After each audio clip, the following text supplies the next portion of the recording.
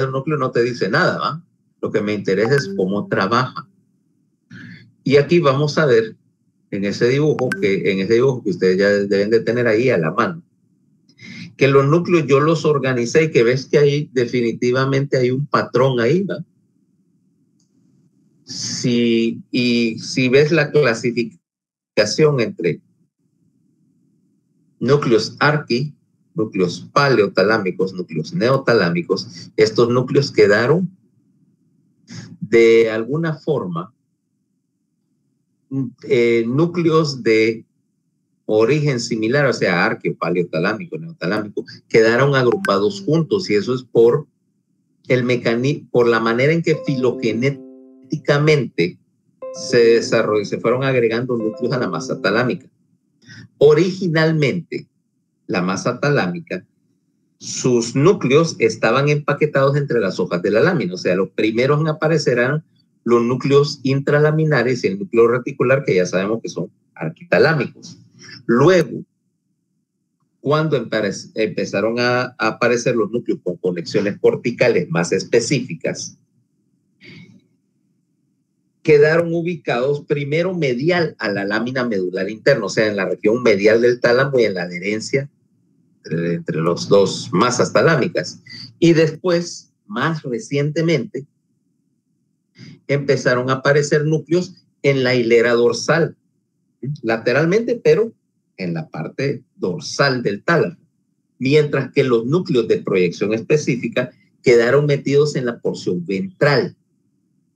Ahora, eso implica que los núcleos iban agregándose concéntricamente, o sea, del centro hacia la periferia. Y que estos núcleos de proyección específica fueron los últimos en ir apareciendo ahí en esta historia y que se ubicaron en la porción, de hecho, el tálamo lateral es la porción más separada del tercer ventrículo dentro de la masa talámica. Fueron los últimos en aparecer. Ahora, cuando nosotros vemos la conectividad de los núcleos del tálamo, nos damos cuenta de una cosa. Cuando yo digo que hacían proyecciones corticales, lo estoy diciendo en un sentido bien general, pero obviamente hay un poco más de orden en esa descripción de la que yo dije.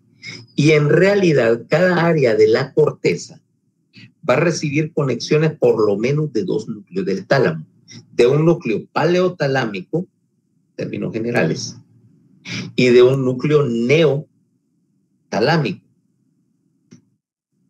A veces la conexión paleotalámica es exclusiva en el sentido de que la información que le llega a la corteza viniendo del tálamo viene del paleotálamo y va de regreso al paleotálamo, o sea, el retorno se hace hacia el paleotálamo.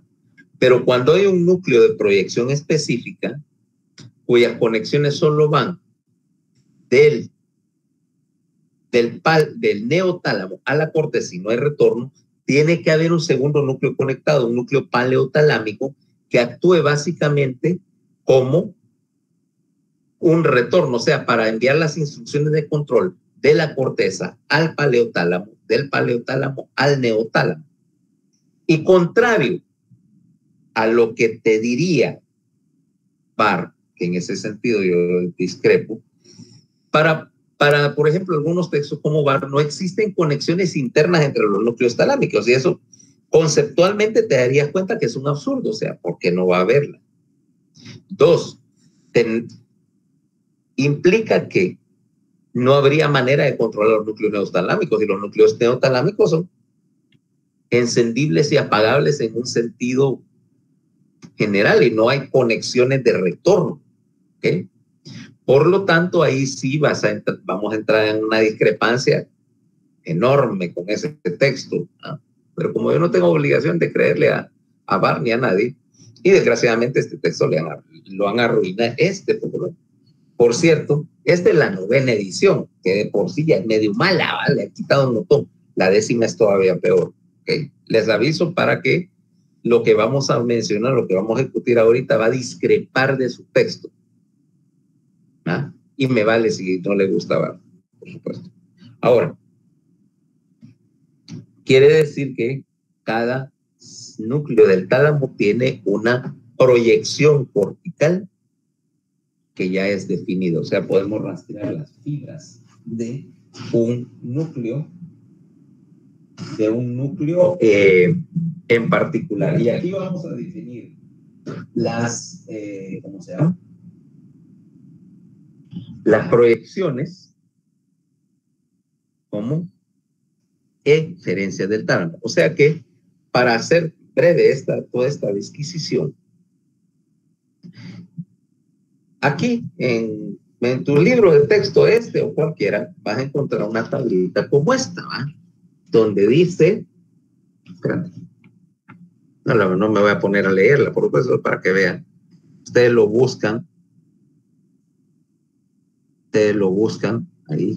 Es una tabla como esa, ¿no?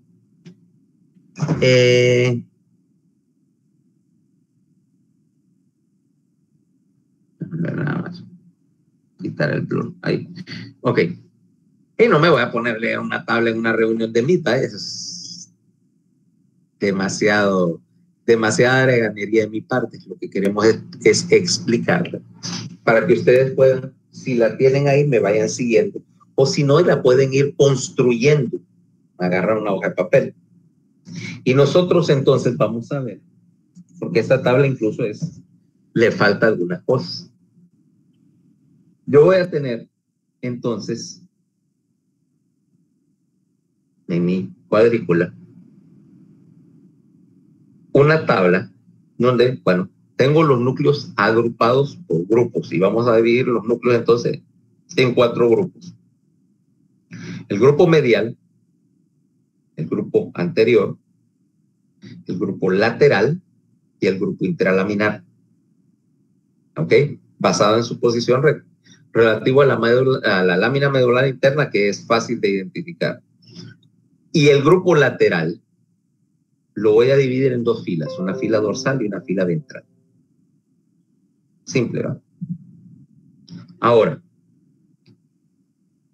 en esa tabla vamos a anotar 5 columnas, parte del nombre del núcleo. Lo primero es cuáles son las aferencias, o sea, de dónde vienen las entradas al núcleo X que estemos viendo. Luego, obviamente, sus eferencias, o sea, a dónde envía las salidas. Y estas referencias yo las voy a clasificar. De acuerdo a qué generación de la corteza, qué parte de la corteza, de qué generación está representada en esas eferencias. 3, si la conexión es bidireccional, o sea, si hay una línea y un retorno, o si solo va del tálamo a la corteza, o sea, es única. Por último, voy a aplicar el concepto de que si es arqui, paleo o neotalámico.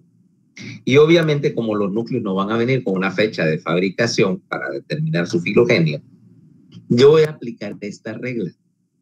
Si el núcleo en cuestión tiene conexiones bidireccionales, es del paleotálamo. O si conecta con corteza que se sabe que es corteza antigua de segunda generación, o sea que es paleocorteza, este núcleo es paleotalámico. Puede cumplir a veces las 2 condiciones, a veces solo cumple una de ellas, generalmente la de la reciprocidad. Pero desde el momento en que haga eso, una de las 2 condiciones, el núcleo pertenece al paleotalámico, al grupo paleotalámico. Si es neotalámico, asumo yo que las conexiones son unidireccionales. ¿Okay? Pues ya dijimos el concepto de proyección específica. Y vamos a ver que normalmente, cuando hable de núcleos paleotalámicos, la proyección de la corteza es difusa. ¿Ok? Es difusa. Quiere decir que va a regarse por un sector amplio de la corteza y no a ningún sector específico. Debo decir, la corteza temporal, por ejemplo, implicando tanto a las áreas especializadas del lóbulo temporal como a otras áreas que son no especializadas o incluso áreas que son eléctricamente silentes. Okay. Un concepto que un concepto que voy a adelantar aquí, es que muchas veces vamos a hablar de corteza elocuente y no elocuente. ¿No? Y la corteza elocuente es aquella que tiene una función que vos podés determinar o examinar o encontrarla en falta. Por ejemplo, si yo te quito la corteza del lenguaje y yo te opero y te hiciera la barbaridad de por pura gana mía sacarte un pedazo de la corteza del lenguaje, te voy a dañar el lenguaje, va a haber un deterioro. Eso sería una corteza elocuente. Pero tenés otras áreas de la corteza que yo las puedo sacar y no aparenta haber un déficit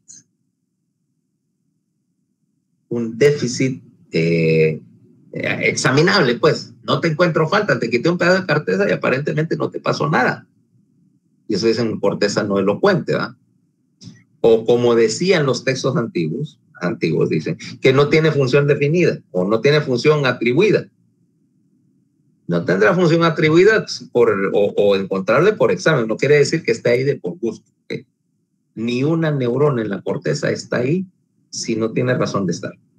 Pero bueno, en general, es decir, corteza no elocuente, o sea, la que tiene funciones que no son encontrables por las pruebas, por el examen físico. Ahora, esas son, como digo, entonces el paleotálamo proyecta hacia corteza elocuente y no elocuente por igual, en forma amplia. Mientras que las conexiones del neotálamo, vamos a encontrar va a tal corteza de tal giro o de tal posición, incluso vamos a poder aplicar acá la nomenclatura de Brodmann, que vamos a hablar, de la cual vamos a hablar el próximo parcial, que es eso, ¿va? Pero que cada región de la corteza se corresponde con una topografía y esa topografía está basada en un mapa que vamos a llamar el mapa de Brodmann. No es el único mapa de la corteza que hay, es sencillamente el más popular. ¿Okay? Entonces, basado en esos criterios, vamos a hablar de que si el núcleo es neotalámico, paleotalámico, dependiendo en qué forma y a qué parte de la corteza se va.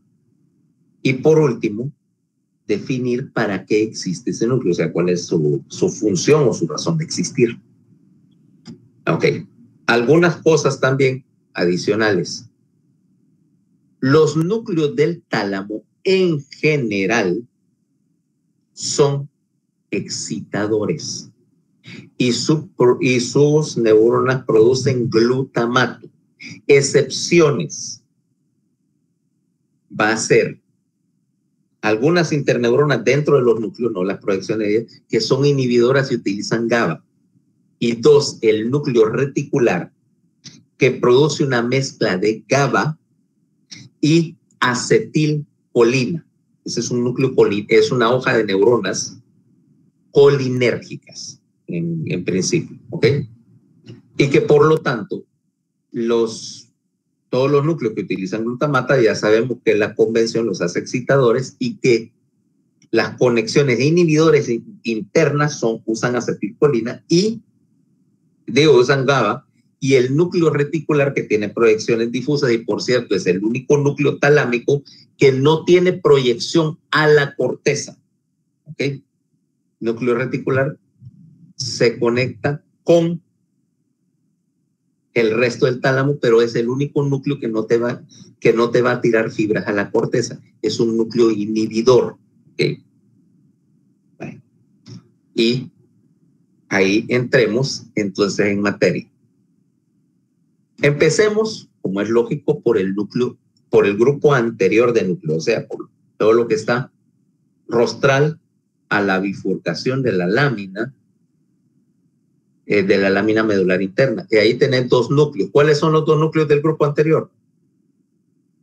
A ver. Paola, no te escondas. Aquí estoy, doctor. ¿Cuáles son los dos núcleos del grupo anterior?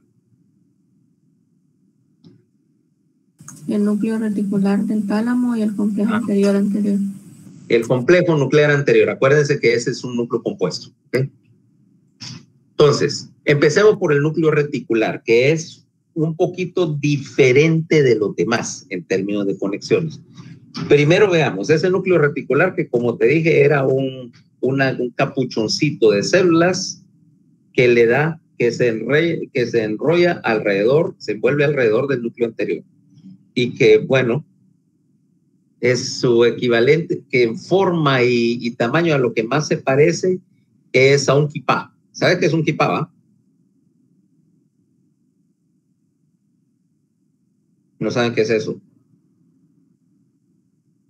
Sí, es la gorrita esta que usas aquí en la coronilla, que todos los judíos practican, no todos los hebreos son judíos, ¿ok?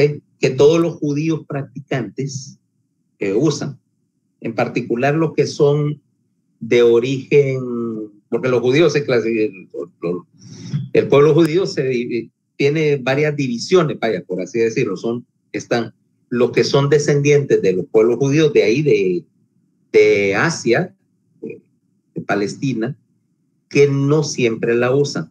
Y están, por ejemplo, los descendientes, los sefarditas, que son de las poblaciones que migraron a España, ¿okay? Que aquí hay, que son los que más hay aquí en Honduras, y los que descienden de Europa, de los judíos de Europa del Este, que ellos todos usan su kipá. O sea, es parte, se supone que vos no debes salir a la calle sin eso puesto. ¿Okay? Es parte de la... Y por supuesto, no es ni ni se te va a ocurrir entrar a la sinagoga con la cabeza descubierta, es una falta de respeto. ¿Ok? Dice que parte del respeto para ellos ante Dios es que te andarás la coronilla cubierta, la cabeza cubierta, no, como dice. Ahí hay un versículo de ellos que te obliga. Bueno, imagínate, es un capuchoncito así, bastante plano. Pues la misma idea, volviendo al núcleo reticular, es un capuchoncito plano de células que tapa la punta del núcleo anterior. ¿De dónde recibe sus aferencias? Vienen de todas las proyecciones que van entrando al tálamo, para ponerlo así. Todas las conexiones que entran al tálamo, o sea, los 4 lemniscos, las fibras tálamo reticulares, los retornos que vienen de la corteza al tálamo, toda fibra que entra al tálamo entra con copia al núcleo reticular. O sea que todas las fibras tálamo corticales, por ejemplo, van con copia al núcleo reticular, y todos los retornos córtico-talámicos, y a partir de ahora les voy a decir retornos para hacer más breve el asunto, todos van con copia al núcleo reticular. Todas las aferencias al tálamo también con copia al núcleo reticular. Todas las entradas de la formación reticular al núcleo reticular. Conste que el núcleo se llama reticular no porque sea parte de la FRT, sino porque la disposición de las neuronas es en forma de una red. ¿Okay? Es en forma de una red. No tiene conexión filogenética con la FRT, para que no vayan a tener ese error conceptual. Okay. Ahora, esas son las aferencias y las eferencias. En la mayoría de las tablas tienen un trabalengua que dice todas las conexiones todos los núcleos que le envían conexión al no sé qué. Se los voy a poner de una manera más simple. El núcleo reticular le envía señales a todos los otros núcleos del tálamo. ¿Okay? Conexiones inhibidoras colinérgicas y algunas GABAérgicas. Como ves, sus conexiones son bien antiguas y bien difusas, pero no van para la corteza, van para el mismo tálamo. Y estas conexiones, por lo tanto, tenés una entrada de todos los núcleos del tálamo para acá y de regreso, quiere decir que la conexión es por necesidad bidireccional. Y este núcleo reticular es un caso interesante, es un núcleo del arquitálamo. Y este núcleo del arquitálamo tiene una función específica que es inhibir la transmisión de señal entre el tálamo y la corteza en forma global. Quiere decir que si yo mando una señal al núcleo reticular, la señal hace retroalimentación negativa al núcleo del tálamo. Menos, por menos, quiere decir que está en un hace retroalimentación negativa. ¿Qué es lo que va a hacer ese hace retroalimentación negativa sobre la actividad del tálamo?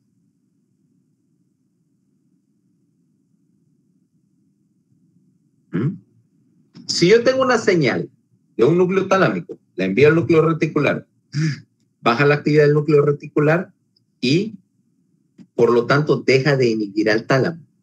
Aumenta la señal, aumenta la actividad, pero al aumentar la actividad, inhibe un poquito más. Entonces está haciendo un asa de retroalimentación. Esa asa de retroalimentación, en primer lugar, me tiende a mantener constante la actividad del tálamo. ¿Ok? Evita que la intensidad de la señal, lo que la actividad del tálamo esté oscilando entre los topes, ¿va?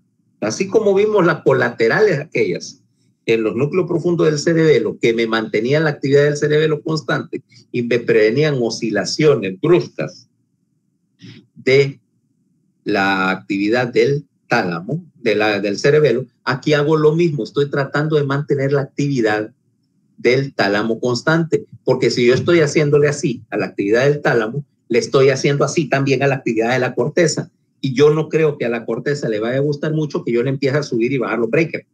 ¿Está vale? O sea, si yo me pongo a jugar con los breakers, taca, taca, taca, con la corteza, ¿qué va a pasar?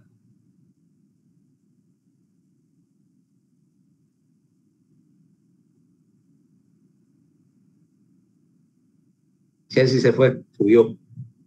Mario, ¿qué pasa si yo empiezo a jugar con la actividad de la corteza de esa manera?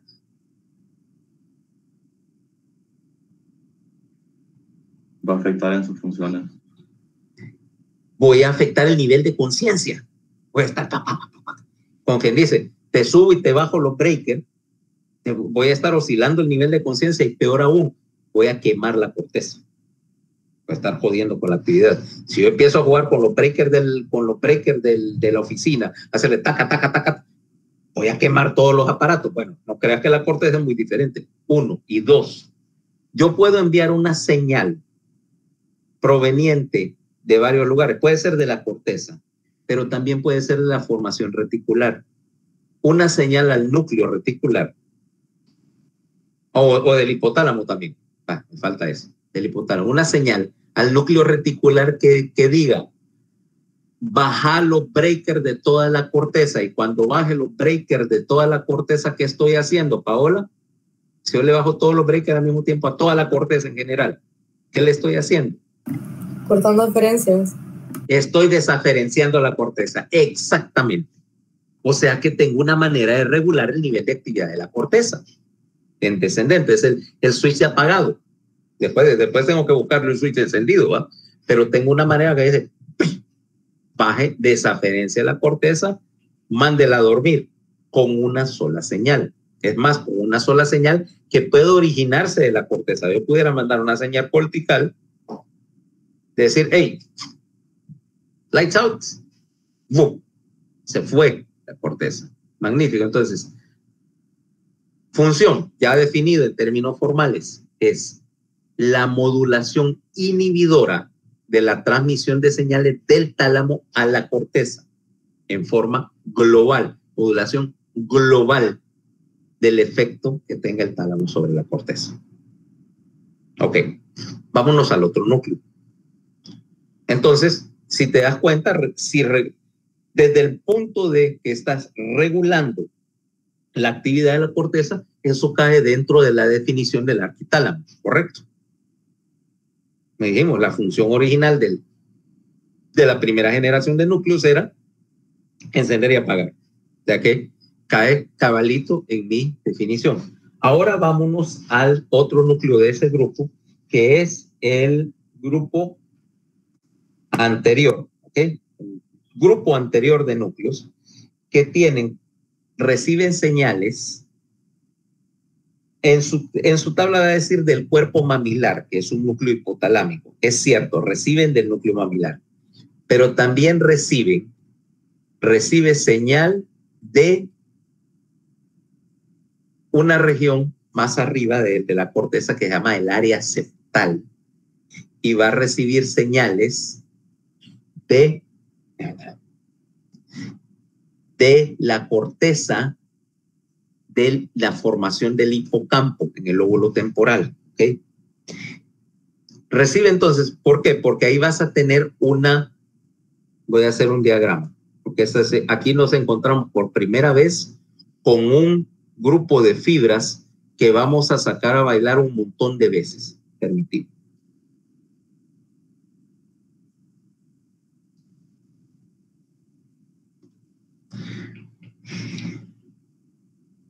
Estoy compartiendo, ¿va? Sí, doctor. Ok. ¿Qué está el tálamo? Núcleo anterior del tálamo. Ahora, más acá, voy a poner en rojo un área de la corteza. Esta es la formación del hipocampo. Fácil de distinguir por este límite, este surco que tiene una forma tan característica. Hipocampo. Y su primo, el parahipocampo.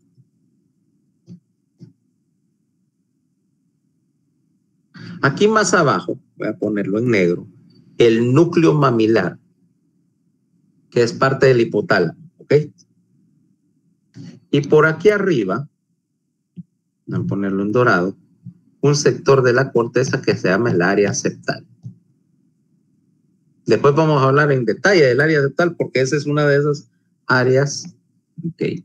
Ahora yo tengo un grupo de fibras acá.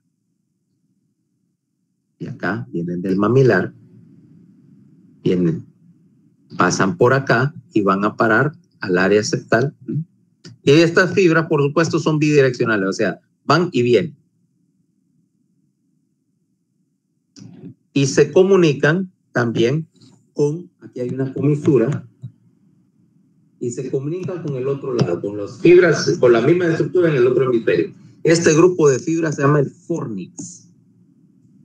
Y es el tracto principal que te interconecta todas las estructuras que son de segunda generación en la corteza. Esta corteza del hipocampo y parahipocampo es corteza de segunda generación, es paleocorteza.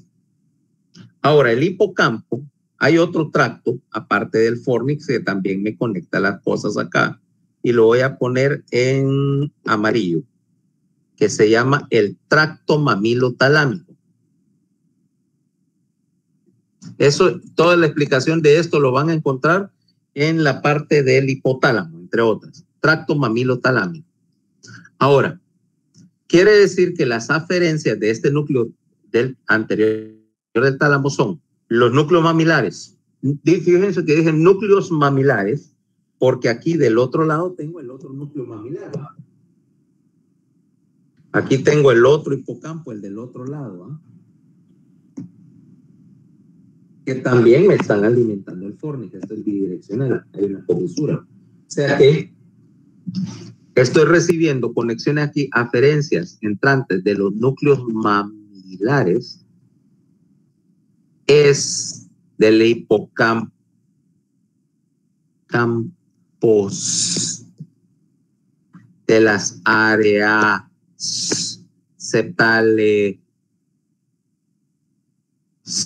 Y no estoy empezando a hablar como Gollum. Sencillamente es que te estoy enfatizando que es bidireccional, que es bilateral. Una señal puede entrar de cualquiera de los dos hemisferios a este núcleo anterior, ¿ok?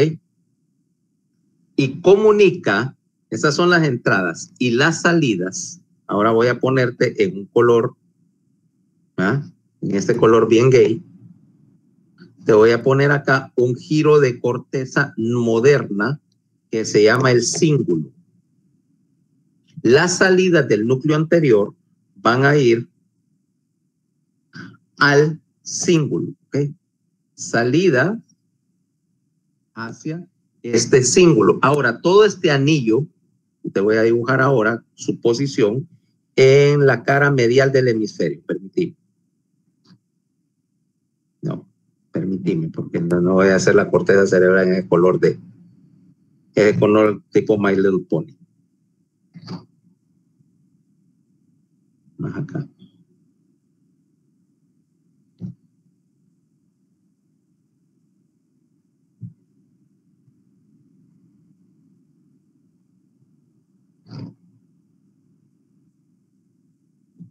Esta es la cara medial del hemisferio, o sea, es lo que yo obtendría si te metiera un machetazo por la línea media y cortara. Mira esto. Este es el hipocampo. Mira la característica forma. Aquí está la corteza visual. Aquí está T5. Aquí está el surco interhemisférico, etcétera. Espérate.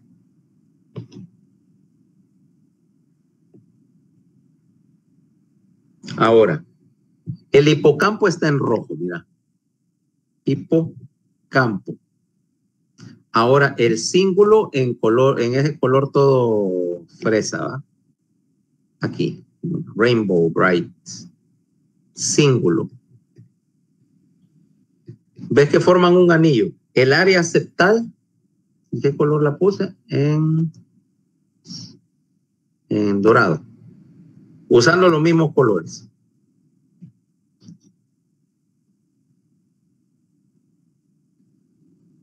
Área septal. ¿Ves que te forman un anillo? Y el núcleo anterior del tálamo va a estar acá. Aquí el mamilar. Son un anillo, mira. Las salidas del núcleo anterior del tálamo, las entradas vienen aquí por el fornix, ¿va? Entrada, entrada, ¿ah? Entrada. Las salidas van acá al cíngulo, mira.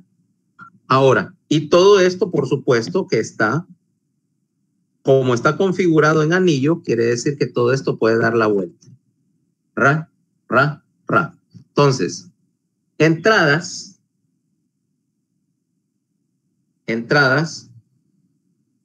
área septal, formación del hipocampo, núcleos mamilares. Aquí tengo el tracto mamilotalámico también para completar el anillo redundante, ¿eh? Y fíjate que todas las conexiones acá son bidireccionales. Y esta corteza que está acá, el hipocampo, es corteza de segunda generación involucrada en ese circuito. Por lo tanto, si tiene conexiones bidireccionales y se conecta con corteza de segunda generación, ¿a qué grupo pertenece? Paleotálamo. Paleotalámico, o sea que hay una lógica detrás de ello. Ahora, ¿para qué sirve este núcleo anterior del tálamo? Entre otras, o cuya función más llamativa es que es parte del circuito para la grabación de la memoria.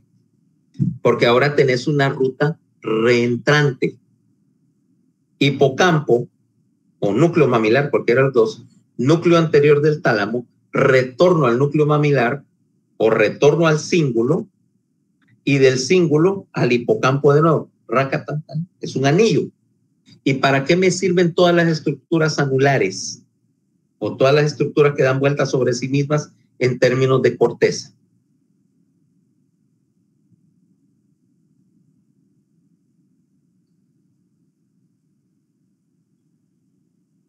Por lógica, para repetir una señal. Si yo empiezo en cualquier punto de ese anillo, yo voy a dar la vuelta. ¿Ah? Es como si yo diera la vuelta por la circunvalación. ¿Ah?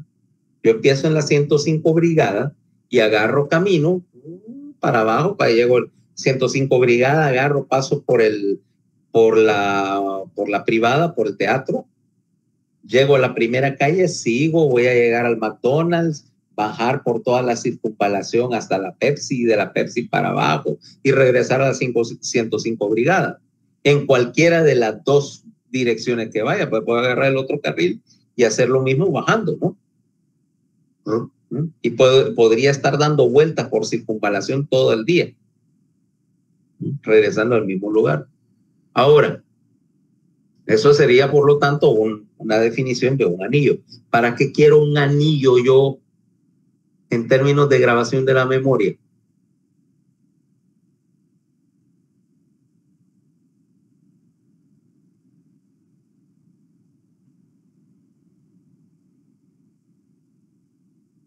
O para ese efecto, veamos. Paola, decime la tabla del 17. No me la sé, doctor. No te, y te mandaron 11 años ahí al colegio. ¿Para qué? Pero la del 17 se mira hasta el 12. Te estafaron. Las tablas te las tenías que saber. Y no en tiempos muy remotos. A mí me la aplicaron. Las tablas eran hasta el 20.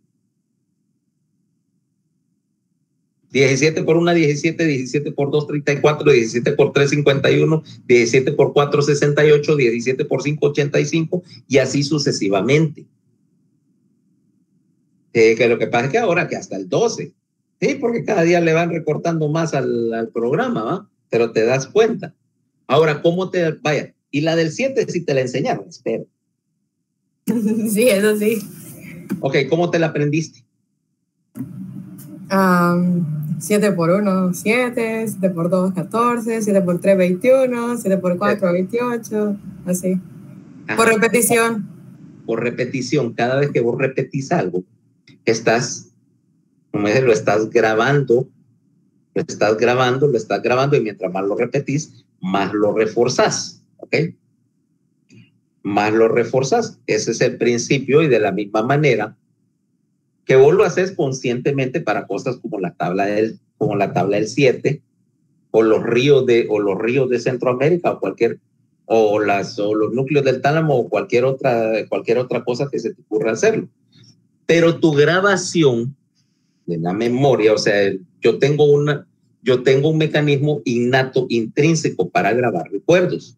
O sea, me puedo recordar de qué fue lo que hice ayer. ¿No? Recordarme, por ejemplo, qué fue lo que almorcé ayer, sin que necesariamente me vaya puesta conscientemente a memorizar esa clase de cosas. Sencillamente lo estás repitiendo hasta que lo vas almacenando. Es un proceso automático. Vos lo haces voluntario y claro, porque querés fijar un recuerdo concreto de una manera bien firme. Y si repetís suficientes veces, las cosas no se te olvidan. Así como vos le puedes preguntar a mi mamá la clasificación de los insectos y se la sabe. Se la aprendió, dice ella, en 4º grado de primaria. Yo digo que bueno, su trabajo era un poquito más fácil porque claro, 3 eventos de extinción después y toda la evolución en no sé cuántos millones de años, probablemente hay más clases de insectos ahora que en su tiempo, pero igual en algún momento de la escuela primaria, a saber en qué época antigua, le tocó repetírselos porque no hizo la tarea. ¿Qué es una historia? Para que vea cómo trabaja la repetición. Ella se lo tenía que aprender y aparentemente eso lo enseñaban en 4º grado. Pues ese día no hizo la tarea. Y ella era, por supuesto, la niña bonita, la clásica niña bien portadita, que siempre se sabía la lección, que siempre traía tareas y venían arreglados. O sea, la clase de niña que cuando yo estaba en la primaria, instantáneamente me hubiera caído mal, ¿va? Porque era la que siempre te ponían de ejemplo. Mira, ¿por qué no puede ser como esa niña vos que siempre andas, que nunca haces tarea, que siempre andas hecho un desastre? Nada más haber sido la que todo el mundo quería matar, ¿va? Entonces, no se hizo la tarea y era precisamente los insectos. Entonces, el castigo en otra época, las escuelas antiguas, era que te ponían en medio del patio, estaba la campana para salir al recreo. Y ahí te paraban en la mañana a leer y a repetir la lección y a la tarde, al final del día, castigada, te la volvían a preguntar. Si no te la sabías, te reglaseaban y te mandaban con una nota donde tus padres a que te volvieran a reglasear. Y como mi mamá era la niña consentida de la escuela, ya te imaginas que cuando la pusieron ahí bajo la campana en el centro del patio, todos los demás niños, ¡ay! Ese era el desquite. Y mi mamá, por supuesto, armó una gran chilleta mientras leía la clasificación y se la aprendió, pero fue tan traumático el evento que ¿qué crees que fue una de las primeras cosas que me enseñaron a mí antes de ir al kinder? La clasificación de los insectos. Sí, arquípteros, hemípteros, leonópteros, coleópteros, semenópteros, lepidópteros y dípteros. ¿Ah? Todavía se lo puedes preguntar. Y todavía así será. Arquípteros, hemípteros, opteópteros, coleópteros, semenópteros, lepidópteros y dípteros. ¿Ah? Porque a saber cuántas veces te imaginas todo el día bajo el sol repitiendo esa tontera. Se te tiene que grabar, ¿ah? O estás mal definitivamente de remate. Entonces, para hacer eso, incluso conscientemente, necesitas involucrar ese circuito núcleo anterior, iniciando la señal, porque vos obviamente que ahí tendrías que tener algún punto donde iniciara la actividad. Y ese punto es el núcleo anterior, da una vuelta a la señal y lo difunde al cíngulo. ¿Ok? Lo difunde al cíngulo y el cíngulo hace conexiones con la neocorteza. Es otra manera por la cual la neocorteza puede activar el mecanismo de la grabadora. Lesiones del núcleo anterior, lesionas los dos núcleos anteriores. Como es bilateral, como está comisurado, vos puedes lesionar un núcleo anterior y no pasa nada, pero sin lesionar los dos, tienes compromiso de la memoria y compromiso de la conciencia, porque también tiene una participación en los mecanismos activadores de la conciencia. ¿Okay? Pero esencialmente ese es un núcleo paleotalámico del circuito de la memoria. Tiene otras funciones, ya vamos a ver que más adelante que también tiene que ver con el procesamiento de la conducta emocional e instintiva, pero eso más adelante ya cuando hayamos visto otro par de cosas más. Ok, entonces ahí tenemos dos núcleos. El segundo grupo que vamos a tratar entonces ahora es el grupo medial y ahí hay dos núcleos. ¿Cuáles son? A ver, Daniel, núcleos del grupo medial.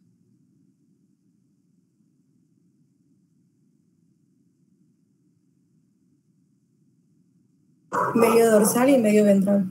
Medio dorsal y medio ventral, ¿ok? Medio dorsal y medio ventral, o también conocido como núcleos de la línea media, el medio ventral. Acuérdense que ahí está la comisura de la adherencia intertalar. Entonces, el núcleo medio dorsal, tiene conexiones, tiene entradas bien extensas. La primera conexión va a ser un área que se llama la corteza entorrinal. Ya te la voy a marcar acá. Vamos a ponerla, te la voy a pintar en anaranjado, aquí. Esta área de la corteza acá, adelante, justo adelante del hipocampo, se llama la corteza entorrinal. Recuerden que esa es la cara medial del hemisferio, la cara que normalmente no ves. Ahí está en la pulsa. Y esta parte acá, todo lo que está por arriba de este surco, es lo que voy a llamar yo la parte antigua del lóbulo temporal. ¿Ok? Esa es la que formó el lóbulo temporal y esa es corteza antigua. La corteza entorrinal es corteza de hecho de primera generación y está relacionada particularmente con el olfato. Solo tiene 3 capas definidas y no tiene la misma arquitectura que vas a ver en el resto de la corteza. Entonces, esto es un área bien antigua del sistema. ¿Ok? Entonces, recibe señales de ahí, de la corteza entorrinal, recibe señales de la corteza amigdalina, que está adelante de él. Ahora, otra vez tengo que ponerlo. Espérate.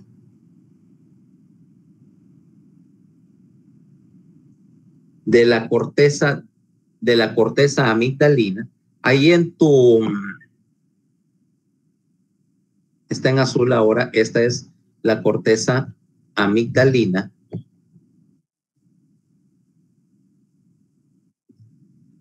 ¿Ok? Mira, adelante, por supuesto, hacia la punta del lóbulo temporal antiguo y adelante de la corteza entorrinal. ¿Ok? En tu libro dice amígdala. Sí, el término es válido, pero voy a llamarla aquí corteza amigdalina para diferenciarla de la amígdala del cerebelo y que no enredemos las dos cosas. ¿Okay? Bueno, también recibe conexiones colaterales de las vías espinotalámicas y trigeminotalámicas. Recibe también conexiones de los ganglios basales, o sea, hay parte de la salida de los ganglios basales, que vienen de lo que se llama el pálido, fibras que llaman palidotalámicas y que van a ese núcleo medio dorsal. ¿Ok? Recibe también conexiones de la sustancia negra, que para este todo efecto es parte de lo que llamamos la porción reticular de la sustancia negra, que es parte de los ganglios basales. ¿Ok? Luego, envía señales a la corteza prefrontal. La corteza prefrontal es todo lo que está aquí adelante, que es tu corteza de pensar. La que desgraciadamente en este país mucha gente se va a la tumba con su corteza todavía con el plástico, que no le quitaron ni la etiqueta, ¿va? Entonces, estás mandando señales de un montón de áreas, fíjate, de la corteza primitiva. ¿Querés decir así como dicen como dicen en algunos textos populares, o los psicólogos deben decir, tu cerebro reptiliano, creo que le dicen, vaya, la parte más primitiva, más unga tu cerebro, ¿va? Que es el entorrinal, que está relacionado con cosas como el olfato y las emociones y las conductas más crudas, más básicas. La amígdala, que también es para lo mismo, y un montón de estructuras ahí, ganglios basales, colaterales, y estás enviando señal que va para la corteza más sofisticada, la corteza prefrontal, que es donde tenés tu pensamiento abstracto y tus funciones intelectuales superiores y toda esa clase de funciones, lo que define los rasgos de tu personalidad.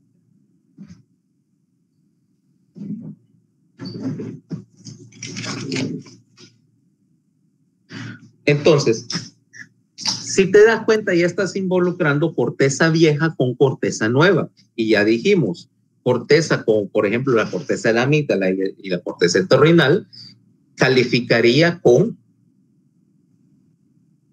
como corteza antigua, ni siquiera es paleocorteza, es arquicorteza. Y las conexiones aquí son recíprocas. Aquí hay un montón de recíprocos de la corteza prefrontal para la amígdala, de la amígdala a la amígdala, perdón, a la corteza prefrontal y viceversa, ¿no?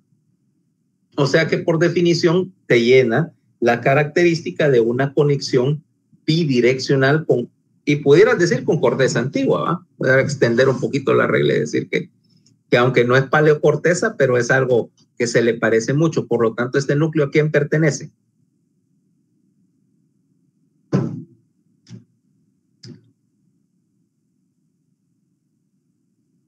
Hello. ¿A quién pertenece esto? ¿Arquitálamo? Paleotálamo. Paleotálamo. ¿Por qué?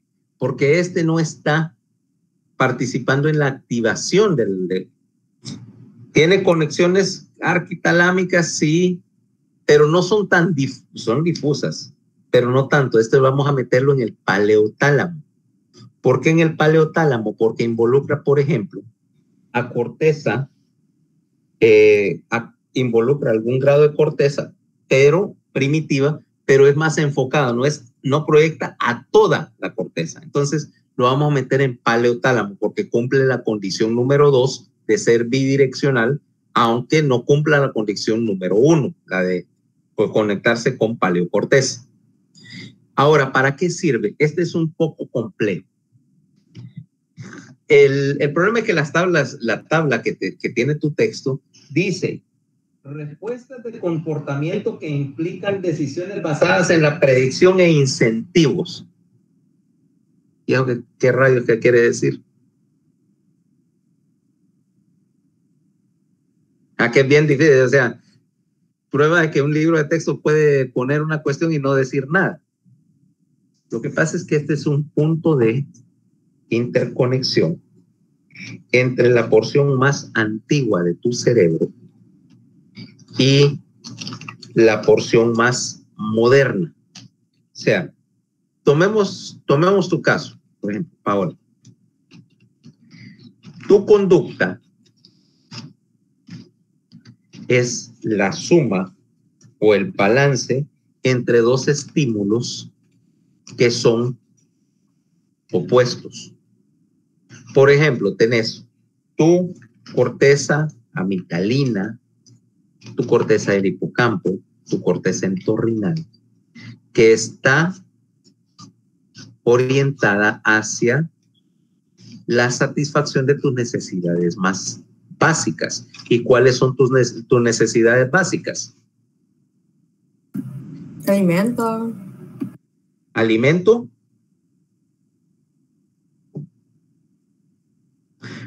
Son tres: alimento, protección y sexo.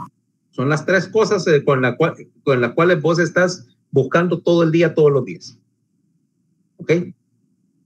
Ahora, eso implica que ese tipo de conducta está reforzada positivamente.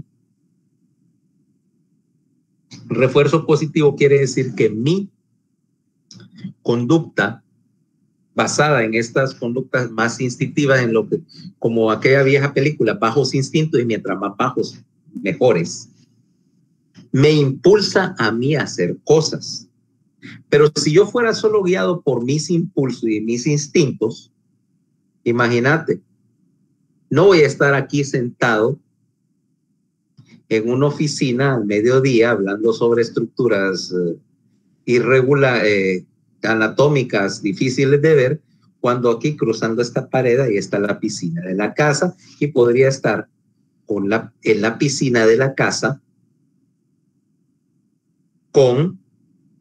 metido en vez de un poco de soda estaría, qué sé yo, con una cerveza, y por lo menos, si mi mujer no se entera, con una rubiaza al lado. Pero ¿por qué no lo hago? ¿Por qué no estoy tirado en la piscina ahorita con una rubia o una pelirroja o una calva? Me da igual, no es la cabeza lo que me interesa. Y estoy aquí sentado hablando con vos de núcleos de este tamaño. Ahí entraría la segunda parte de predicción, porque ya sabe qué va a pasar si hace eso. No me va a pasar gran cosa. Tal vez si mi mujer me encuentra con una rubia ahí, pero por eso prefiero las calvas, no dejan pelo suelto ahí, de decir, mira, un pelo de una rubia.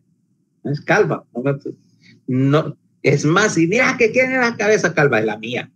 No estás viendo doble, estás viendo el reflejo. Es por la cuestión no solo de predicción, sino de la cuestión de incentivo. Yo estoy peleando esa conducta instintiva, o para ese efecto, según tu conducta instintiva, o según tu lóbulo temporal, o como dicen los psicólogos, tu cerebro reptiliano, ¿qué estarías haciendo ahorita?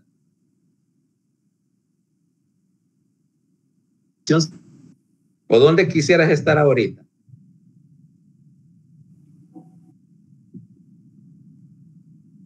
Ahorita, la verdad, almorzando, doctor, porque tengo hambre. Ya ahí está. Y te estás aguantando hambre porque tenés una influencia contrapuesta, que es tu corteza prefrontal, que es inhibidora.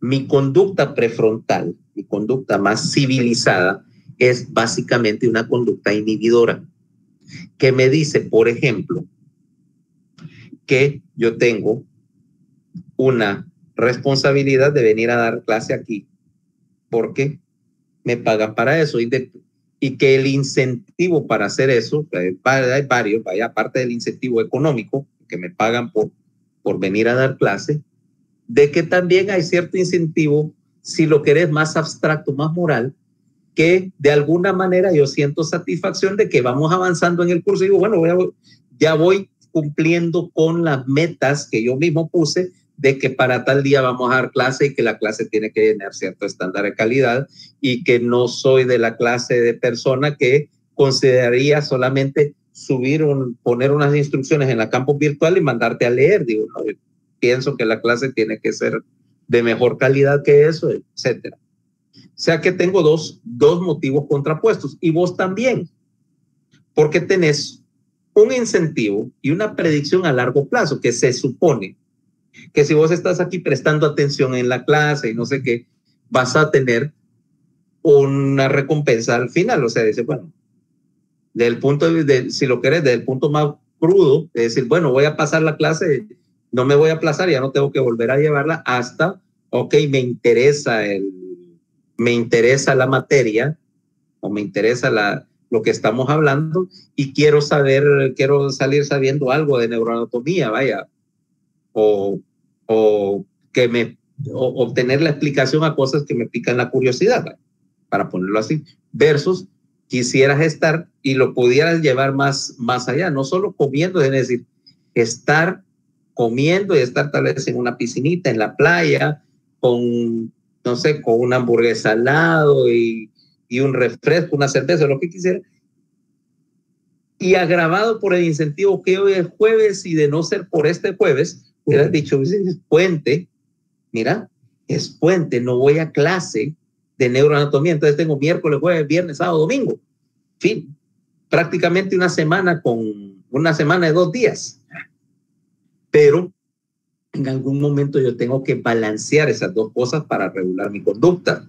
Y mi conducta, y eso lo vamos a enfatizar muchas veces, es una serie de compromisos.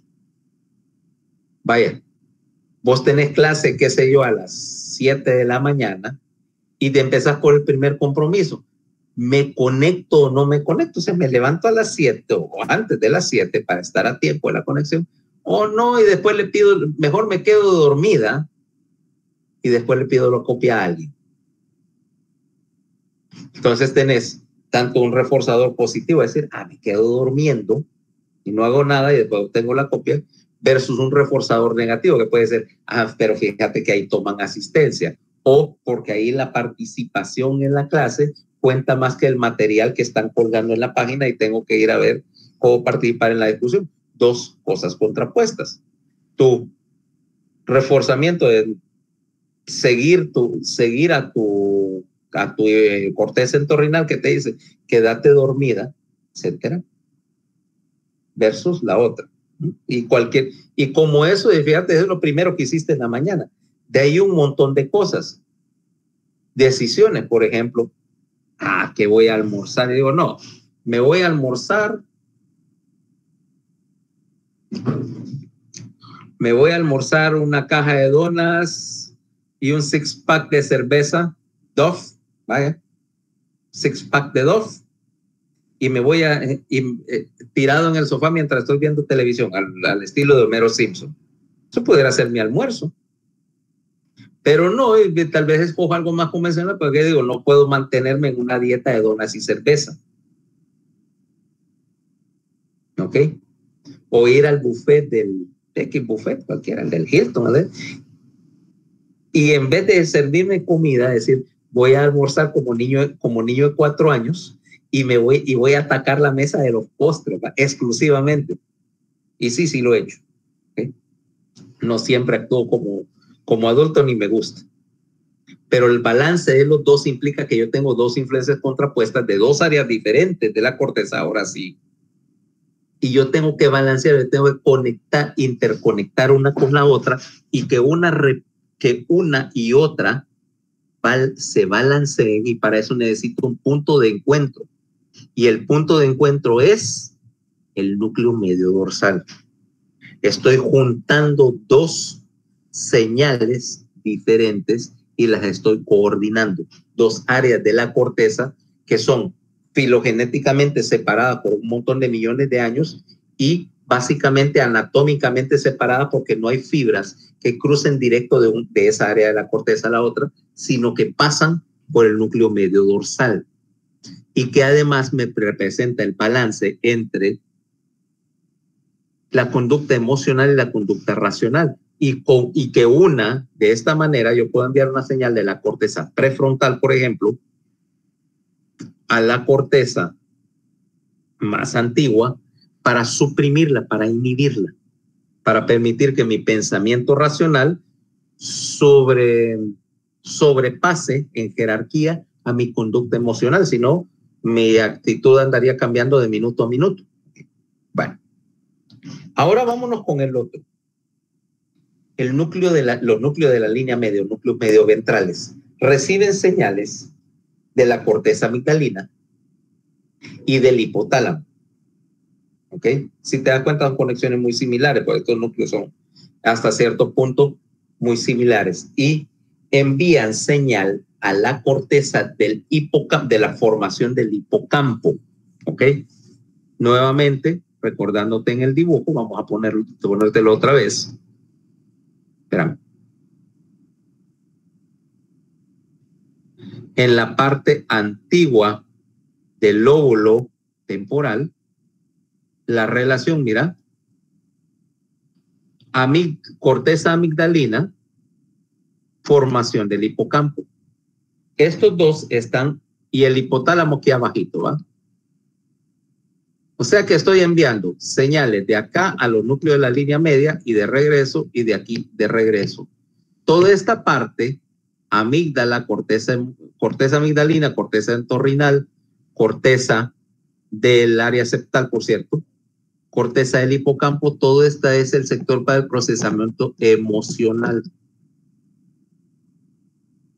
Y entonces este es el punto de conexión, los núcleos de la línea media son el punto de conexión entre dos cosas. Primero, la conducta emocional y el hipotálamo, que es el centro de control visceral para las respuestas viscerales. Las respuestas autonómicas a un estímulo de corte emocional. Vaya, tomemos el caso. Vaya, agarro a alguien, por ejemplo, y Paola, ¿qué por ejemplo si dijeran ahorita, te llaman y vos habías comprado un boleto de esos de la loto, y resulta que tu boleto se ganó 5 millones de lempiras? ¿Vos considerarías que eso es un estímulo emocional, ¿verdad? Fuerte? Sí. ¿Tendrías alguna respuesta visceral?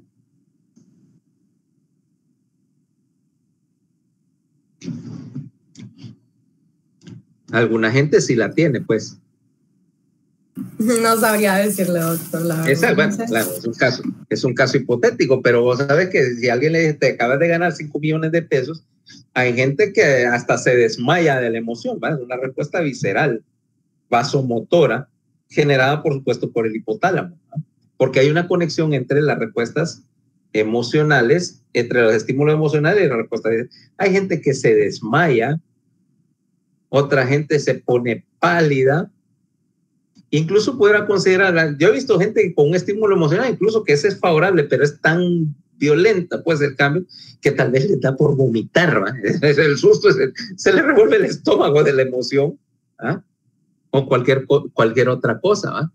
O para ese efecto, yo creo que no serás la única, todos ustedes ya están familiares con las respuestas emocionales que puede tener, por ejemplo, el visceral que puede tener el estrés.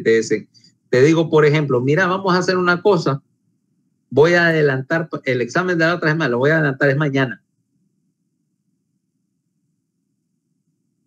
Alguna gente eso le va a provocar de toda clase de efectos digestivos, ¿va? Le hace aflojamiento agudo del empaque. Correcto. Que es una respuesta visceral. No tiene nada que ver, si te das cuenta.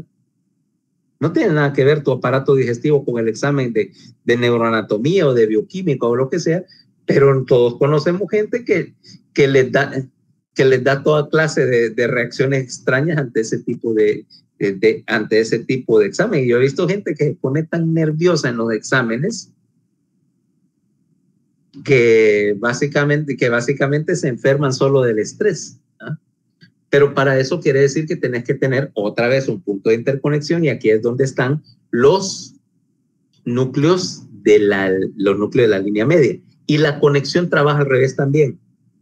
en particular con un caso en particular, la respuesta emocional al estímulo nociceptivo. Te lo voy a poner de esta manera. ¿Qué tal si vos anduvieras con un dolor que te dura un mes y que no se quita? Bueno, sí, un mes y no he ido al doctor, no sé, algo preocupante. No, o sea, fuiste al médico y tenés alguna cuestión que te causa dolor crónico. Vaya, por ejemplo, y yo lo veo con bastante frecuencia, ¿verdad? No sé, viene un paciente, tuvo una lesión, vaya, por ejemplo, lo iban a operar de un disco, una hernia discal, lo operaron y durante la cirugía lesionaron la raíz nerviosa, ¿eh? Por retracción, o la agarraron cuando estaban haciendo la laminectomía, la engancharon y la jalaron, tal vez no la arrancaron, pero la lesionaron. O después de la cirugía le sangró, les hizo fibrosis, le atrapó la raíz y este paciente tiene un síndrome de dolor crónico. Obviamente que vaya, un síndrome de dolor crónico y le voy a poner un analgésico, pero aquello lleva no un mes, ya pueden llevar meses, años con dolor que no se quita. ¿Qué crees que va a pasar? Aparte del hecho de que tiene dolor. Me afectaría así como las emociones, andaría como cabizbaja siempre, no me gustaría hacer algo que me gusta hacer, etcétera. O irritable, te enojas por cualquier cosa, agarras conducta autodestructiva porque sencillamente tu sistema de procesamiento emocional se ve afectado por un estímulo visceral y eso lo ves mucho con el dolor crónico. No es tanto el componente somático del dolor agudo, sino el componente visceral que te causa efectos emocionales graves y esta gente muchas veces la primera cosa que está indicado, aparte de hacerle analgesia o antes de planificarle una cirugía, es manejarle su aspecto emocional, porque no crea, mira, yo he visto gente y bastante que te llega con un cuadro de dolor crónico que no se ha podido tratar y que están tan desesperados que básicamente lo que más te llama la atención es la ideación suicida que tiene. Dice, doctor, quíteme esto, o mejor me meto un tiro, porque ya no aguanto, en términos sencillos. Entonces, porque hay una interacción entre las respuestas viscerales y las respuestas emocionales. Y de hecho, si alguna vez has tenido algún episodio, por ejemplo, de dolor, de esos de que me quiero morir. Así que me quiero morir, no, la verdad. O como quien dice, no, por favor, poneme fuera de mi miseria, ¿va? ¿Nunca has tenido un dengue bien plantado, chikungunya o...? No, tampoco me he quebrado y no he tenido como que una enfermedad así grave. Un cólico uterino de esos que no querés ni moverte ni respirar. La verdad es que yo nunca me siento mal, o sea, cuando me viene la regla. Perfecto, pero sí hay gente que tiene eso. Si el dolor es de corta duración, generalmente no llega a reforzar. Te digo yo, más que han dado con dolor así sostenido, dolores de cabeza muy prolongados, sí. Yo pues no te voy a decir que nunca haya tenido un episodio de dolor crónico. Sí. Puede que algo me duela me haya dolido durante semanas, le hace fracturado, pero normalmente es de corte somático y responde a los analgésicos bien, entonces, tranquilo, mi analgésico y ya. Incluso te acostumbras después de un dolor somático no molesta tanto. Si no tiene un componente visceral, podés adaptarte, pero si tenés, por ejemplo, pacientes con cáncer que tienen una mezcla de ambos, esos son bien problemáticos en ese sentido, porque aquí es donde la interacción entre estas dos respuestas trabaja en contra tuya. Ok, bueno, ahí tenemos esos dos núcleos. Vámonos ahora al grupo lateral. Y como decíamos, tenemos dos filas. La fila dorsal, en general, era más antigua. Y vámonos de adelante para atrás. Y ahí tenés tres núcleos. Lateral dorsal, lateral posterior, pulvinar, ¿correcto? Empecemos desde adelante. Núcleo lateral dorsal. ¿De dónde recibe aferencias? Nuevamente recibe aferencias del hipocampo, del área pretectal del mesencéfalo y del colículo superior. Y envía señales al cíngulo, que ya vimos, y a la corteza asociativa visual. Ahora déjame ponerte, voy a compartir, solo déjame buscar, por eso se ve mejor en el Brain Tutor. Solo déjame cargar el Brain Tutor para que veamos la corteza.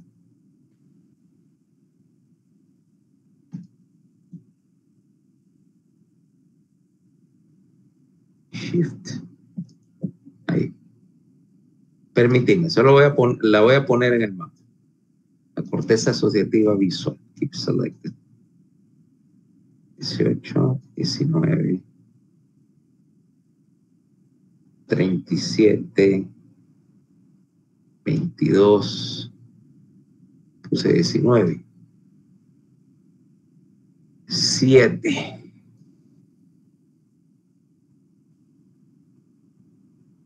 Sí. 21.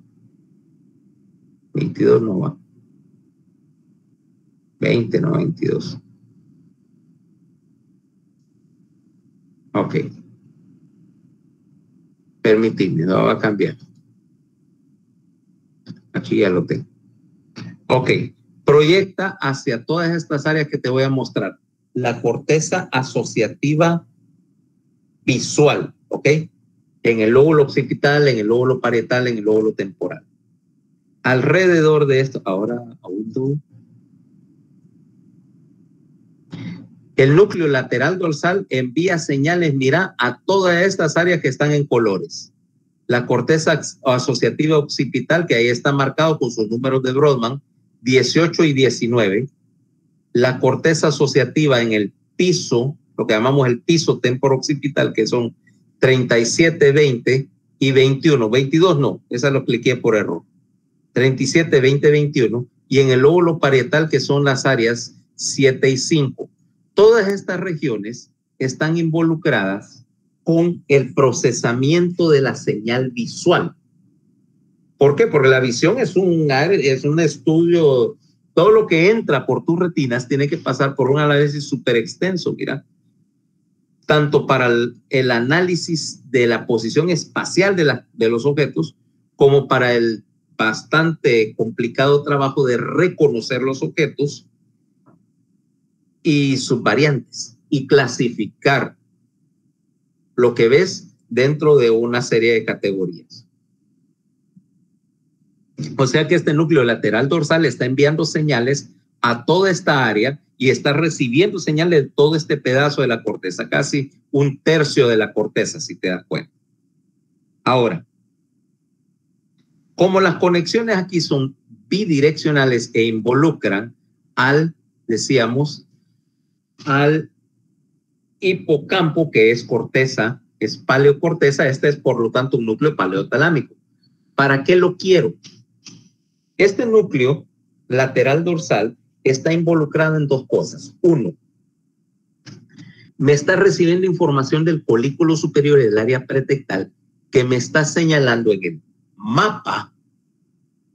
el mapa de mi campo visual hacia donde tengo apuntadas los globos oculares, para darme una idea o darle una idea a la corteza parietal de que si tengo, por ejemplo, esta lata en este punto de mi campo visual, sacar el cálculo de la posición de mis globos oculares y reconocer, hacer un mapa en el espacio de los diversos objetos. Que tengo una lata acá, tengo un pedazo de aluminio por el otro lado, por allá tal vez está un reloj. Entonces, esa clase de información la necesito yo para reconstruir mi entorno, en particular el sentido de posición. Y dos, porque de esta manera un estímulo, fíjate, un estímulo visual nuevo o reciente que llega al colículo superior puede también activar el sistema de grabación de la memoria del hipocampo. Y eso está Y eso está bien demostrado. Mira, por ejemplo, cómo le enseñas conceptos a los niños de preescolar. Generalmente para los niños de preescolar las cosas, aprenden mejor las cosas cuando se lo pones con una cuestión que es visualmente estimulante. Vos sabés que, qué sé yo, colores brillantes, flashes de luz, como cosas que se mueven, vaya, y tenés programas, por ejemplo, para niños pequeños. ¿Cómo que llama el de la cerrita esta? Peppa Pig, ¿verdad? Que los colores son, para un adulto son así como chillones, pero como es un estímulo visual fuerte, ayuda a que los niños capten y empiecen a grabar el principio de Plaza de Sésamo. Yo no sé cuántos de ustedes vieron Plaza de Sésamo de niños, ¿va?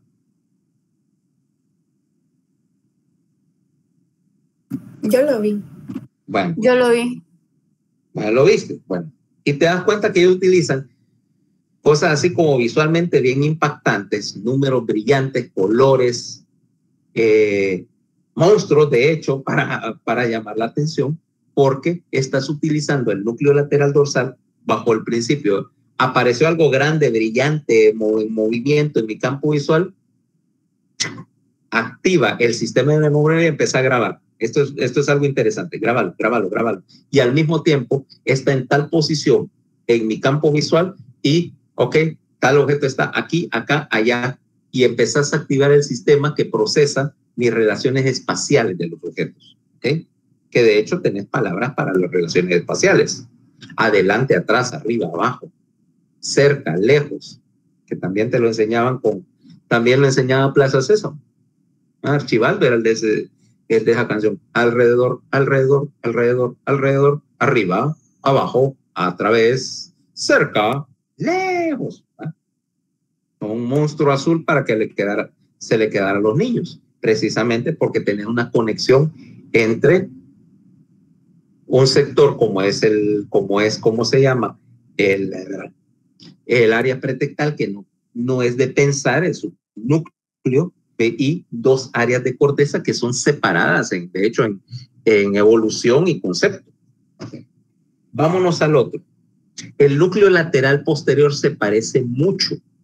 Lo único que solo recibe aferencias del colículo superior y envía señales a la misma corteza de asociación. ¿Ok? Dicho sea de paso, antes de saltarme eso, me faltaba una cosa con el núcleo lateral dorsal. Le envía señales al cíngulo, que es parte del circuito de la memoria. Un estímulo visual brillante te inicia la grabación, que señaliza al cíngulo, empieza a grabar. Y si te das cuenta, hay cosas que son visualmente estimulantes, no es fácil que se te olviden, ¿verdad? No sé, si yo veo algo que, no sé, explotó algo ahí, vi la explosión, eso difícilmente se me va a olvidar y voy a grabar todos los detalles. La gente, si vos le preguntaras después a los testigos de algo así como una explosión, te pueden dar detalles porque capta su atención, versus algo que está ahí y si no se está moviendo, la gente no le presta atención, no lo graba, no se acuerda de él después. Ahora, vámonos al lateral posterior. Recibe señales otra vez del colículo superior sobre la posición y presencia de objetos. No te puede decir qué son, pero sí te puede decir que hay algo ahí y si se está moviendo.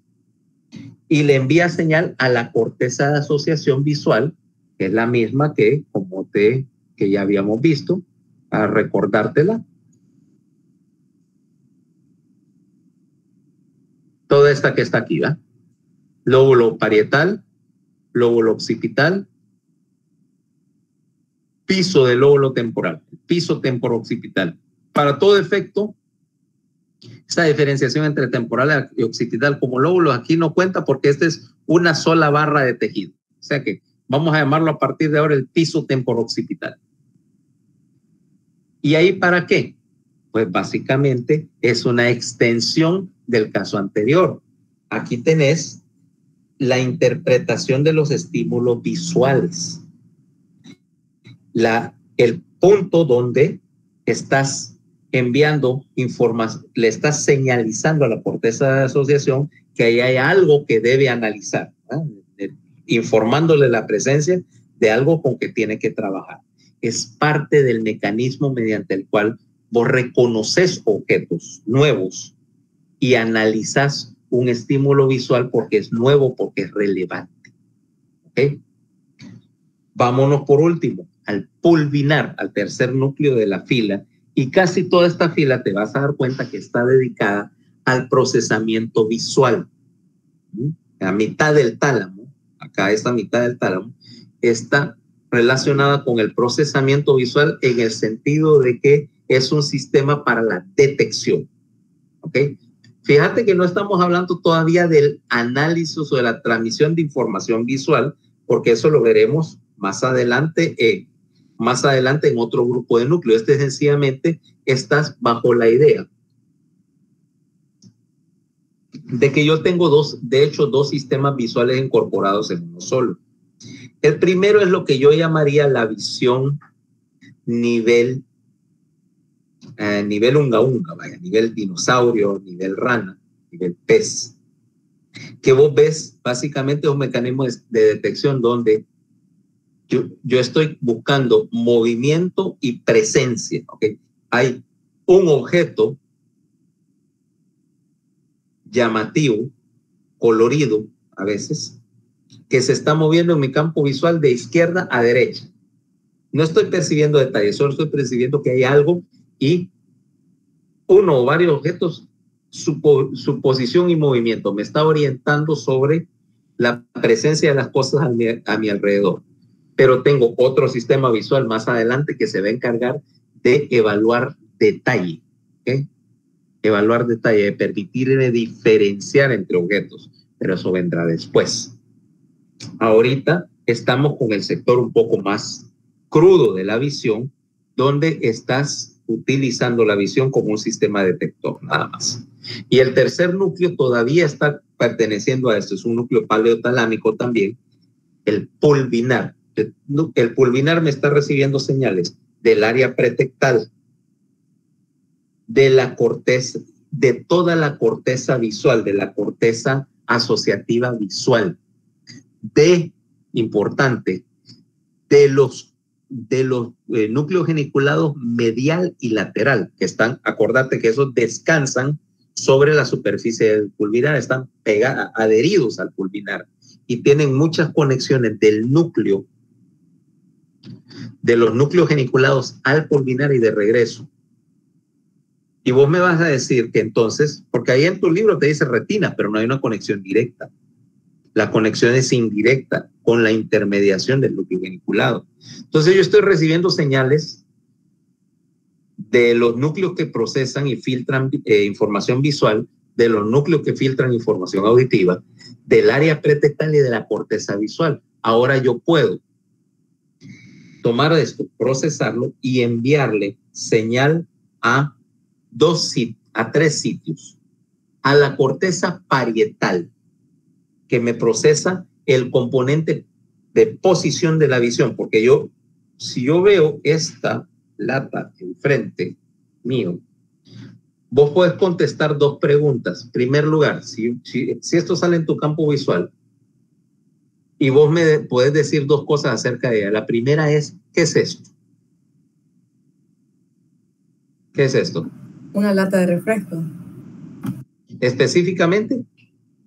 Del Link Soda. El Link Soda. Ok, ese es el primer componente. El componente que ahí contestaste una pregunta es, ¿qué es? Ok. Ese proceso del qué es, la identificación de objetos, lo vas a procesar con el piso temporooccipital. Es más, me puedes decir, si yo te dijera a qué categoría de objetos pertenece esta lata, ¿qué es en términos de categorizarlo? ¿En dónde lo envases? Envases lo puede categorizar también en objetos metálicos, ¿va? Y de 3 o 4 maneras diferentes. Eso también es una función del piso temporooccipital. Ahora te pregunto, ¿dónde está la lata?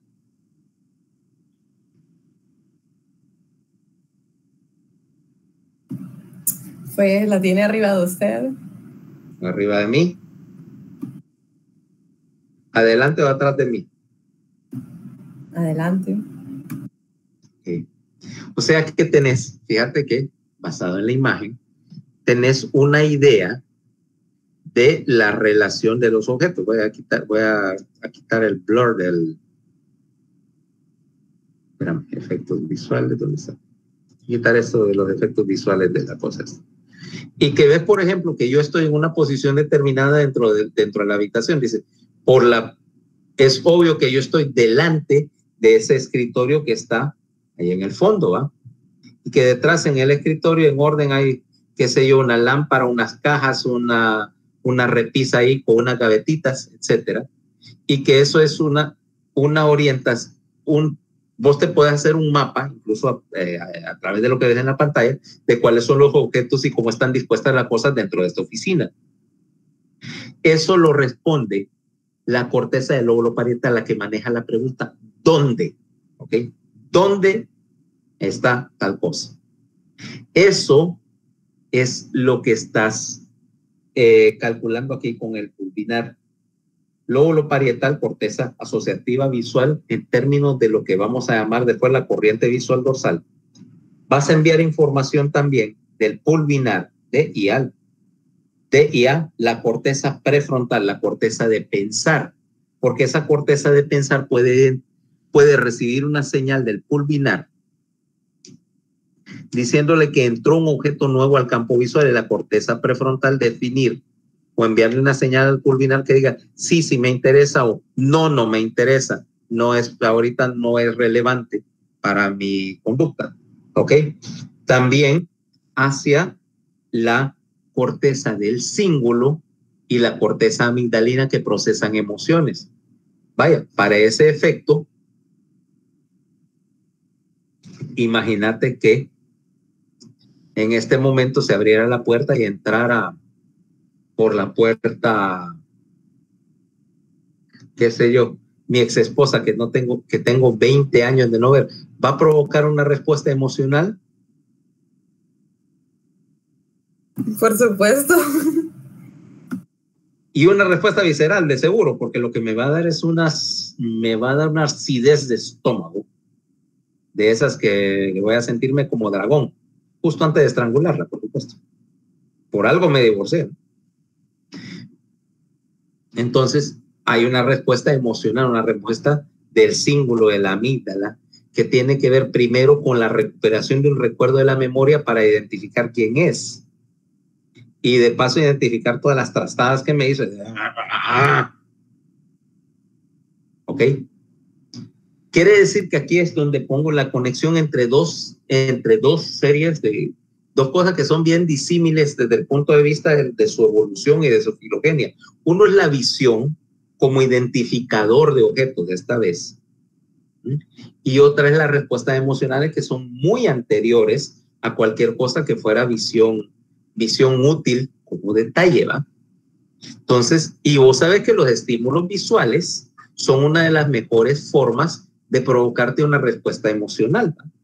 Ves algo que te llama la atención, o por ejemplo, hagamos caso y cuenta que a vos, por ejemplo, te agrada, qué sé yo, el color, pongamos, el color amarillo claro. Y de repente entras a una habitación y toda la habitación está decorada así en tonos de amarillo y no sé, te provoca una respuesta emocional, y dices, qué bonito, ¿ah? Mientras que yo, por ejemplo, que tal vez detesto ese color, digo, no pudieron pintarlo de otro color. Esa clase de interconexión entre las respuestas emocionales y las respuestas visuales es trabajo del pulvinar, coordinar todas estas áreas. Entonces, involucra, en primer lugar, esa clase de estímulos o de interacción, pero además tiene una conexión con el núcleo geniculado medial que procesa la audición. Ahora mira, el núcleo geniculado medial me está dando información de cuál es la dirección del objeto. Y junto con la corteza asociativa visual y el núcleo geniculado lateral que me dan la información de la posición de los objetos que veo. Ahora yo puedo sincronizar dos cosas. Puedo determinar, por ejemplo, que ese objeto que está en esa posición también está generando un sonido que viene de la misma dirección. Por lo tanto, puedo hacer la asociación necesaria, de decir, ese sonido que está ahí coincide con ese objeto que veo ahí. Por lo tanto, los objetos que se ven así producen ese sonido, ¿correcto? O yo vengo, por ejemplo, ahorita y escuchar, qué sé yo, en algún lugar así hacia arriba, y yo espero mirar y ando buscando y lo que espero ver es un helicóptero, ¿va? El sonido, taca, taca, taca, taca. No esperaría encontrar un pájaro. Yo sé que los pájaros no suenan así, pero yo puedo hacer esa asociación porque puedo determinar la posición en el espacio de un sonido y la posición en el espacio de un estímulo visual y ver si pueden coincidir para poder hacer la integración entre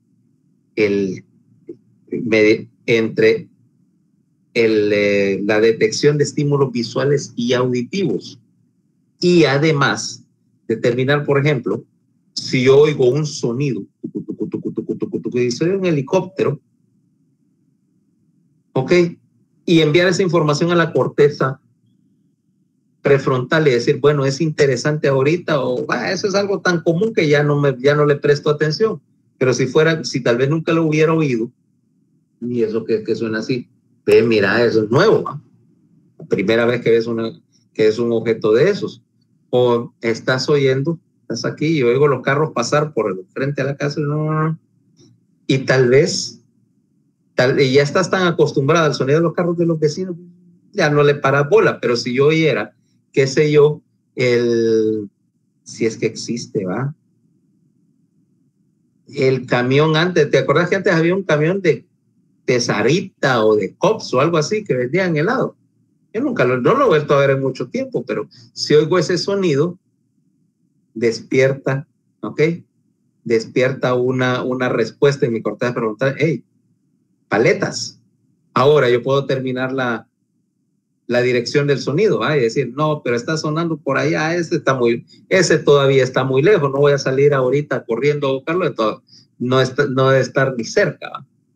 Esa clase de cosas implica una integración bien compleja, ¿va? De funciones. Y ese es el trabajo del Pulvinar, integrar toda esta clase de funciones. O sea que ya viste que el procesamiento sensorial, en particular visual, le dedicaste una fila entera. Ok. Ahora vámonos a la última fila, la fila ventral. Y la fila ventral corresponde ya a los núcleos de proyección específica. Esa proyección específica, interesantemente, es más sencilla de analizar, porque las conexiones solo van en un sentido. Lo que pasa es que aquí tenemos una tendencia a simplificar, en la cual dos núcleos que reciben señales de dos entradas diferentes se fusionan para hacer uno solo. Y cuando dos entradas separadas a dos núcleos se fusionan, eso me permite integrarlo, porque puedo sumar, comparar o integrar dos señales. Y eso es importante cuando estás manejando dos entradas diferentes a un mismo sistema, porque las puedo sincronizar. ¿Ok? O puedo hacer que la actividad de una, entrando en paralelo con la actividad de la otra, tengan un solo efecto sobre la corteza, porque aquí en proyección específica ya estamos hablando de dos cosas: relevo de señal y dos, preprocesamiento de la señal. El preprocesamiento es hacer eso, es integrar dos cosas que son diferentes entre sí, filtrarlas y descartar la información redundante para enviarle una sola señal a la corteza que ya suma todas las diferentes entradas. ¿Okay? Entonces, el primer núcleo de este diseño es el núcleo ventral anterior. Recibe señal de los ganglios basales, específicamente de lo que llamamos el pálido. Para adelantar, porque eso es el tema del lunes, obviamente. En los ganglios basales, el pálido es el componente de salida. Y aquí tenemos otra vez donde tenemos flujo de señal bien definido. las señales entran a los ganglios basales por un componente llamado el cuerpo estriado, que procesa y tiene efecto sobre el pálido. Y el pálido tiene efecto, te envía sus proyecciones al tálamo, al neotálamo, para ser específicos. Y del neotálamo pues van a la corteza. O sea que ahora tengo otro circuito cerrado de la corteza, señales al estriado, y del tálamo también señales al estriado, del, ¿cómo se llama? Del estriado al pálido, del pálido de retorno al tálamo y del tálamo a la corteza para completar el anillo y podemos volverle a dar la vuelta. Ya veremos que eso también tiene que ver con el aprendizaje y la regulación de la actividad de la corteza. Más adelante. ¿Verdad? Ahora, empecemos por ahí. Núcleo ventral anterior recibe señales del pálido y le envía señales a la corteza motora y premotora. Vamos otra vez a nuestro Brain Tutor. Vamos a borrar acá. Y vamos a ver las áreas motora y premotora. Corteza motora, BA4. Y ahora la corteza premotora, o sea, la que gobierna el área 4. Son BA6 y BA8.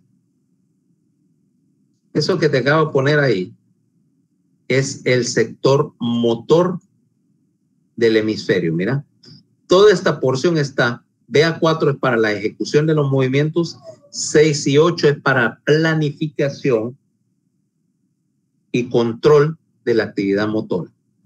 Ahora, el núcleo ventroanterior está enviando señal a todo este circuito que controla el movimiento. ¿Cuál es la idea? Si te das cuenta, esto es neotálamo, o sea, no hay un retorno córtico, no hay un retorno córtico palidal. El retorno, las señales son córtico estriadas.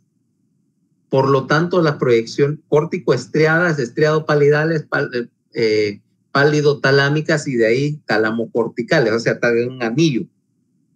Quiere decir que la señal que viene del núcleo ventral anterior solo va de ida a la corteza. Y proyectan, ya viste, en vez de irse a corteza de asociación, está yéndose solo a la corteza motora. Por lo tanto, esto es la definición de un núcleo neotalámico. Un núcleo que envía una señal específica a un área específica de la corteza. ¿Y para qué me sirve esto? Este es parte del sistema para la planificación y aprendizaje de la actividad motora. ¿Cómo aprender los movimientos ahora? Vaya, pongamos ahora, Paola. Suponete que te ponían en la primaria y te ponían en el ballet, vaya. Te ponen en el ballet. ¿Cómo aprendías el baile?